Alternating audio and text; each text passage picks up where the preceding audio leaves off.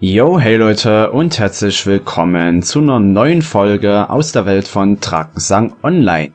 Ja, beim Event habe ich das erste schon mal fertig gespielt und bin jetzt gerade noch dabei, das letzte fertig zu spielen.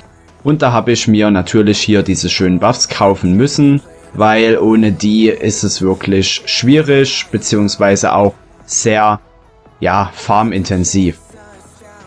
Und ich würde euch jetzt ganz kurz zeigen wollen, wie ich das Ganze gemacht habe.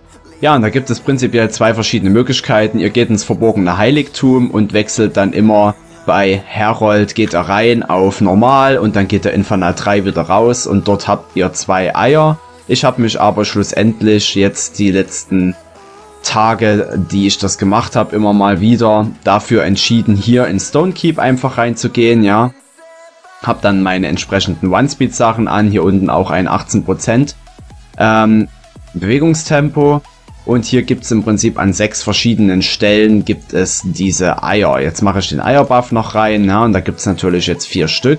Und wenn man gut ist, macht man 1500, wenn man schlecht ist, macht man, ja, keine Ahnung, 1200, aber da muss man schon sehr schlecht sein, ne? Und dann nehme ich natürlich immer die Quest an, also diese Buff-Quest, so dass ich hier dann die Trolle entsprechend kille, also die 10 Stück, die man dafür braucht, dass mir das dann auch noch von der Hand geht. Vorteil hier im Gegensatz zur Herold-Map oder zur Herold-Geschichte, ihr habt hier immer die Truhen mit dabei und wenn ihr genug Dietriche habt, dann könnt ihr auch die magischen oder außergewöhnlichen Kisten aufmachen, ja. Und dann jetzt hier, wenn der One dann zu Ende ist, ne, also hier wäre zum Beispiel eine magische, portet ihr euch einfach zurück in die City. Ja, vorausgesetzt, man hat natürlich die Karte, ansonsten muss man die Mobs cleanen. Jetzt habe ich schon die beiden Tasten gedrückt, I fürs Inventar und 0 nehme ich dann halt einfach mit 2 Fingern so drauf, um auf mein Pad aufzusatteln und dann tue ich natürlich direkt wieder reinporten und dann geht das hier an der Stelle einfach locker weiter.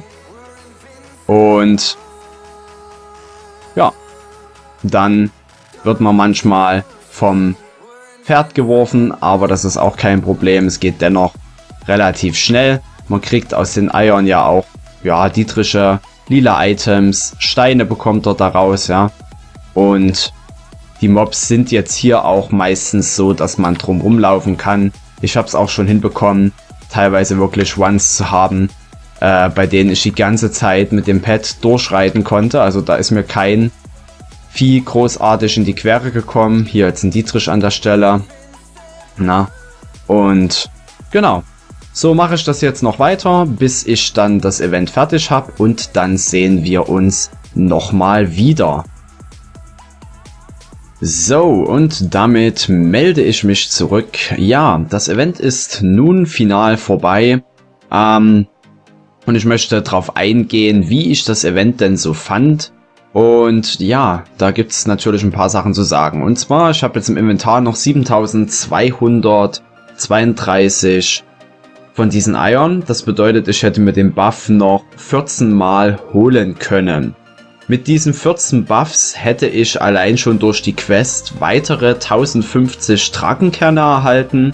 Und in den Grotten selber wären es dann final ungefähr 672 Kleeblätter gewesen, die ich da noch gekriegt hätte. Pi mal Daumen. Es kann natürlich auch sein, dass zum Beispiel einmal diese Gnome da gewesen wären, wie zum Beispiel in dem folgenden Video zu sehen ist.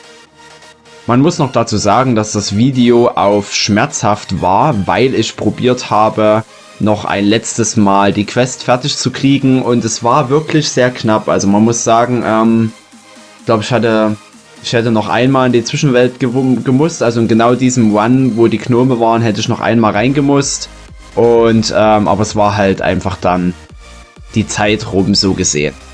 Von den Eingängen her, das wäre jetzt nicht so krass ein limitierender Faktor gewesen und zwar hätte ich da noch 11 von den 14 Mal den Buff nutzen können, beziehungsweise die Quest abgeben können, weil ich muss ja für jede Quest mindestens 4 Mal in das entsprechende Dungeon reingehen. Des Weiteren habe ich hier jetzt einen 38%igen Damage-Helm gecraftet. Ich überlege mir, ob ich den die Tage oder irgendwann draufziehe, wobei ich wahrscheinlich eher probieren werde, hier noch was zu craften, aber den werde ich erstmal behalten, den werde ich jetzt nicht mit reinwerfen, sondern die beiden und irgendwelche anderen Helme. Wenn wir mal weiter durchschauen, dann finden wir hier jetzt auch einen Platz für die Eierfälschungen, weil es kann ja wirklich sein, wenn das Event nächstes Jahr nochmal kommt, dass man dann wirklich an der Stelle die Sache effizienter machen kann. Meistens ist es aber so, dass viele Sachen nicht mehr kommen. Hier habe ich immer noch Essenzkerne, die man beim Essenzen-Event gebraucht hat. Von den Edelsteinen hier, also von den Runen, sind mir auch relativ viele gedroppt. Also hier sind es jetzt schon 220er. Hier ist es eine 3%ige, das ist genau wie ich hier oben drin habe. Und hier ist es eine 2%ige, eine Rune der Beschleunigung. Das heißt, wenn ich da dann auch nochmal eine hätte, dann könnte man hier wiederum eine 3%ige machen. Ansonsten Ventil der Schlosskanalisation, also das sind alles solche alten Items, genauso wie der feine Essenzstaub. Und irgendwo müsste auch noch genau hier Yulofs Schlummertrank für die Wüste der Essenzen. Ja, wenn das mal wieder kommt, dann können wir uns auf jeden Fall freuen. Ja, das Event habe ich auf jeden Fall durchgemacht, das seht ihr auch hier. Und das waren ja jetzt 7295 Fortschritt plus 6500, also 13.795 Fortschritt. Und ich sag mal so, mit meiner Farm-Methode, die ich euch am Anfang gezeigt habe, habe ich meistens so, ich nehme jetzt einfach mal 1400 als Wert. Das bedeutet, ich komme auf 9,85, das heißt, ich brauche ungefähr 10 mal den Buff. So, ein Buff hat man bekommen von Big Point, das heißt, die anderen Buffs kosten dann immer noch 36.000 Andamant. Die habe ich auch ausgegeben, weil ich sowieso viel Andamant hatte. Von den Eiern her selber ist mir dreimal das Mechanische gedroppt, zweimal das Ewige, zweimal das Drakenei und das ist natürlich vom Eventfortschritt. Das heißt, die anderen, die habe ich kein einziges Mal irgendwo gesehen, sondern mir sind die anderen einfach nur doppelt gedroppt. Das heißt, das Event wäre schon sinnvoll, wenn es nochmal wiederkommt. Ob man sich dann auch so viele Draken holen kann, wird sich noch zeigen. Ja, bei den gezähmten Feinden ist mir ganz am Anfang der Trollritter aus einem Ei gedroppt. Das heißt, ich habe jetzt auch auf dem gepanzerten Gluthund die entsprechenden 120% One-Speed. Ansonsten bei den wilden Bestien habe ich mir im Daily Deal den weißen Wolf gekauft. Und zusätzlich noch, ich glaube, das blaue Warzenschwein müsste das gewesen sein. Genau, das blaue ist es gewesen. Das habe ich mir dann auch nochmal gekauft. Hat dazu geführt, dass ich hier eine Rune der Vitalität erhalten habe. Draken und Kleeblätter ist schon ein gutes Stichwort. Ich habe jetzt aktuell 6089 Draken und 4025 vergoldete Kleeblätter. Also ihr seht, okay, ja, ich hätte jetzt 4600 haben können. Auch bei den Drakenkernen hätte ich natürlich mehr machen können. Ich habe jetzt hier 2434. Da wäre ich ungefähr bei 3500 gelandet. Aber ganz ehrlich, man muss ja einfach die Kirche mal im Dorf lassen. Wie schon gesagt, wenn man die Buffs gehabt hat, konnte man das Event in ungefähr 10 Stunden zu Ende spielen. Ohne die Buffs muss man mit mindestens der 4-fachen Zeit rechnen, weil man hat ja im Prinzip 3 mehr bekommen. Also 4 Fortschritt statt einem Fortschritt. Und deswegen hätte man ungefähr auf jeden Fall 40 Stunden gebraucht. Ich weiß nicht, es gibt vielleicht auch Leute, die es schneller hinbekommen hätten. Aber mir war das definitiv zu viel. Klar, es waren 15 Tage Zeit. Aber ich gehe immer von den Leuten aus, die ganz normal arbeiten sind, oder die halt in die Schule gehen oder sonst was. Und da hat man am Tag einfach mal nur eventuell 3 Stunden Zeit.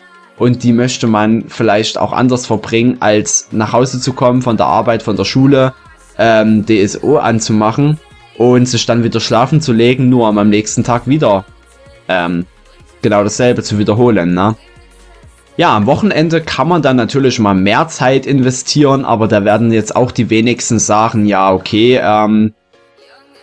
Es waren jetzt 15 Tage, davon waren 2 Wochenenden. Das heißt, an den 2 Wochenenden muss ich so und so viele Stunden spielen, damit ich unter der Woche gar nichts machen muss. Oder anders gedacht, so, ja, okay, dann muss ich halt unter der Woche jeweils nur 1 Stunde investieren, sodass ich auf 10 Stunden komme.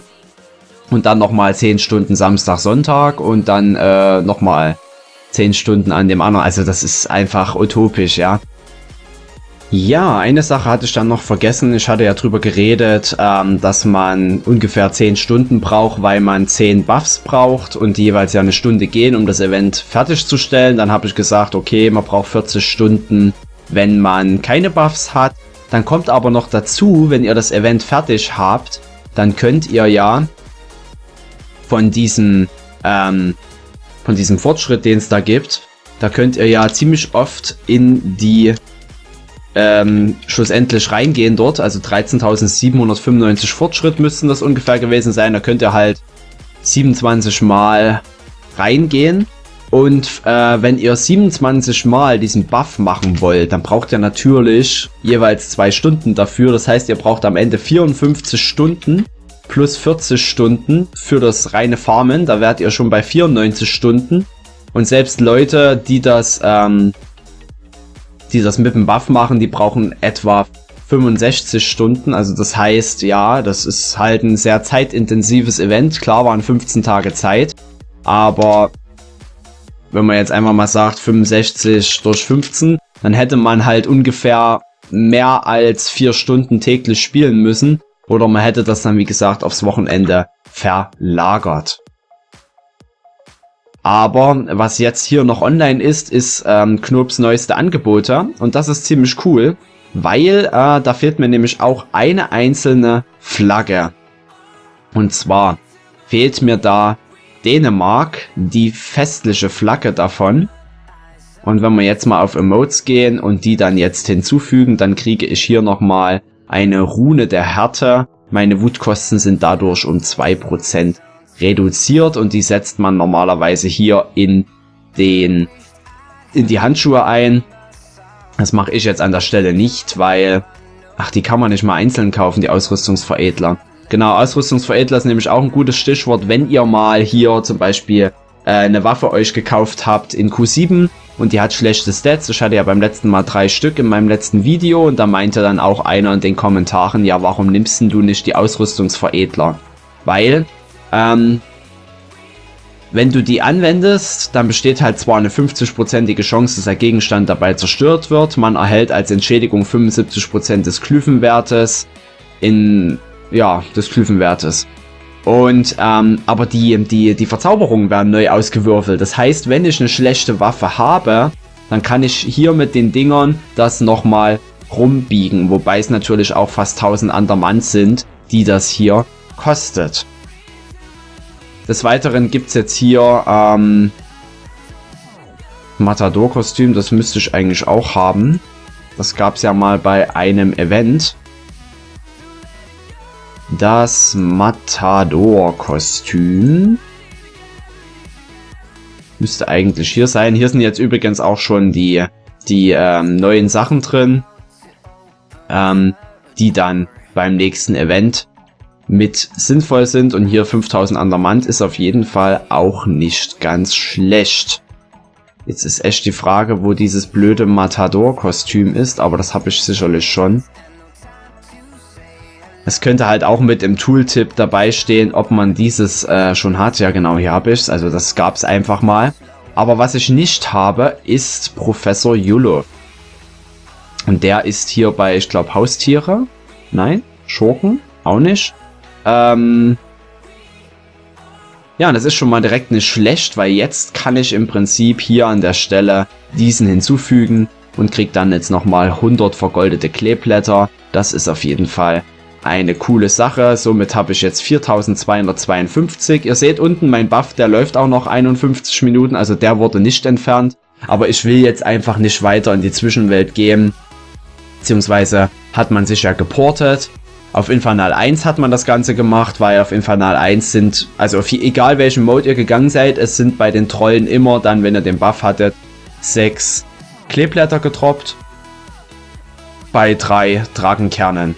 Und auf Infernal 4 zum Beispiel wären 4 Drakenkerne gedroppt, aber ich meine, das ist halt ein Drakenkern mehr.